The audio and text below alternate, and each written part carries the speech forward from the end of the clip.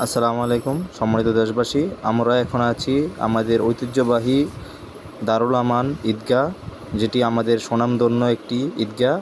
যুগ যুগ ধরে মানুষ এখানে নামাজ পড়ে আসতেছে।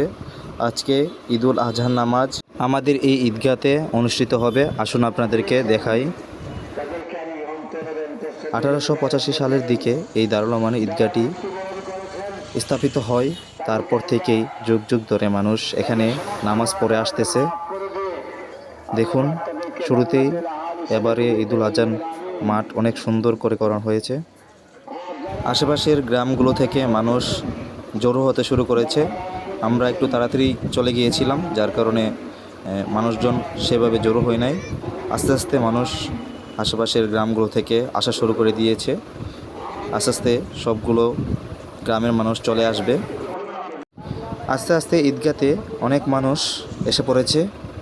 সামনের দিকে কাতারগুলোতে কোনো জায়গাই ছিল না, একদমই নিরবিচ্ছিন্নভাবে একদমই কাতারবন্দি হয়ে মানুষজন বসে গিয়েছিল। আসলে চমৎকার এই দৃশ্যটি শুধু বছরে এক দুইবার দেখা যায়, ঈদুল আজহাতে আর এবং ঈদুল ফিতরের মধ্যেই, নামাজের মধ্যেই দেখা যায়। সম্পূর্ণ ঈদগাহ সম্পূর্ণভাবে পরিপূর্ণ হয়ে যায়। আজকে ঈদগাহতে প্রচুর পরিমাণে গরম ছিল। আজকের মতো গরম আমার মনে হয় না আমাদের ঈদগাহতে আর কখনো আমি অনুভব করেছি। তারপরও এত মানুষের সমাগম এখানে দেখেই মন খুবই ভালো লাগছিল। দেখুন, মানুষ কানায় পরিপূর্ণ হয়ে গিয়েছে। আরও অনেক মানুষ আসতেছে। লাস্টের কাতারগুলা পর্যন্ত মানুষ একদমই সম্পূর্ণ ঈদগাহ ময়দান ফিল আপ হয়ে যায়। বিবেচনা করে বিশেষ করে গোপীনাথপুরের 4-5টা পাড়াতে রাস্তা এত খারাপ যে আমরা আধা ঘন্টা সময় বেশি নিয়েছি, কিন্তু জামাতটা মাশাআল্লাহ ফুলফিল হয়েছে। আপনাদেরকে হেতু কষ্ট দেওয়ার জন্য আমি কমিটির পক্ষ থেকে ক্ষমা চাই, আর সহযোগিতা করার জন্য অশেষ অশেষ ধন্যবাদ। আপনারা সবাই আমাদের কমিটির জন্য দোয়া করবেন এবং আমাদের জন্য দোয়া করবেন, যাতে আমরা ভবিষ্যতে আরো সুন্দর করে এই ঈদগাহ জামাত। ঠিক 9টায় নামাজের জন্য দাঁড়িয়ে যাই। নিয়ম মন থাকে না। আমরা এই ইমামের পিছনে 2 রাকাত ঈদুল আজহার নামাজে নিয়ম মনে মনে করলি ইমাম সাহেব আল্লাহু আকবার বইলা সানা বইলা তারপর আসলে নামাজ শেষে প্রচণ্ড গরম, যার কারণে প্যান্ডেলের ভিতরে কোনোভাবেই থাকা যাচ্ছিল না। মানুষজন নামাজ শেষ করেই সাথে সাথে রওনা দিয়ে দিয়েছিল বাড়ির উদ্দেশ্যে। আবার আজকে তো গরু কোরবানির দিন, তো যার কারণে সবাই তাড়াহুড়ো ছিল। সময়ও একটু বেশি দেরি হলো, বিলম্ব হয়ে গিয়েছিল, যার জন্য সবাই বাড়ির উদ্দেশ্যে রওনা হয়ে যায়।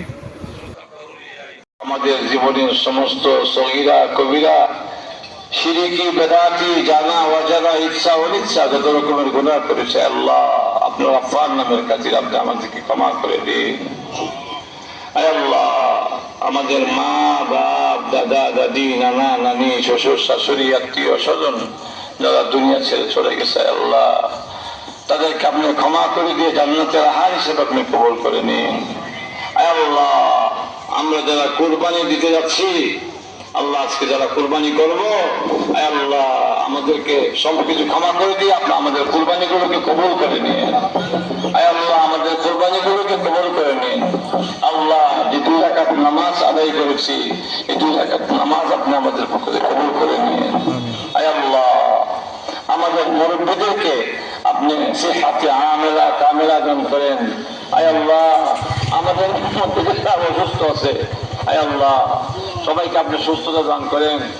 আল্লাহ আমাদের মধ্যে যারা ঋণগ্রস্ত আছে, আল্লাহ তাদের ঋণ পরিশোধ করার তৌফিক আপনি দান করেন।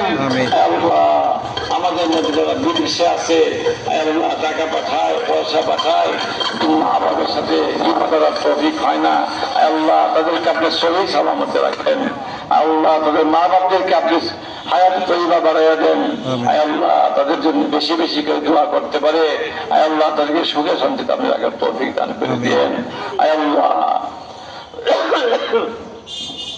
আমাদের ঈদগাহ মাঠের মধ্যে যারা দান করে আসছে, আল্লাহ তাদের দানগুলোকে কবুল করে নেন। আল্লাহ যারা দান করে যাচ্ছে তাদের দানগুলোকে কবুল করে নেন। আল্লাহ যারা দান তাদেরকে আপনি কবুল করে নিন। আমিন। আয় আল্লাহ, ঈদগাহ জন্মলগ্ন থেকে যারা ঈদগাহে নামাজ আদায় করেছে, আয় আল্লাহ কত হাজার লক্ষ মানুষ যারা দুনিয়া ছেড়ে চলে গেছে, আয় আল্লাহ তাদের বদৌলতে আমরা আজকে মাঠ পেয়েছি, নামাজ পড়ার ব্যবস্থা পেয়েছি, সামিয়ানা পেয়েছি। আয় আল্লাহ তাদেরকে আপনি ক্ষমা করে দিয়ে আল্লাহ তাদেরকে আলকে জান্নাতে শিখিয়ে দিন। আমিন। আয় আল্লাহ তাদেরকে আপনি জান্নাতের আহার হিসেবে কবুল করে নিন। আমিন। আয় আল্লাহ আমাদের মধ্যে যারা অসুস্থ আছে তাদেরকে আপনি সেফায়ে কামেলা আজেলা নসিব করে দিয়েন। আমিন। আয় আল্লাহ আমাদেরকে বেশি বেশি করে আপনার রসুলের তরিকা মোতাবেক চলার তৌফিক দান করে দিন। আমিন। আয় আল্লাহ আমাদের সন্তানদেরকে আপনি আদর্শ সন্তান হিসেবে কবুল করে নেন। আমিন। আয় আল্লাহ, আয় আল্লাহ আমাদের বেশি বেশি করে হালাল উপার্জন করার তৌফিক দান করেন। আয় আল্লাহ হারামকে বর্জন করার তৌফিক দান করেন। আয় আল্লাহ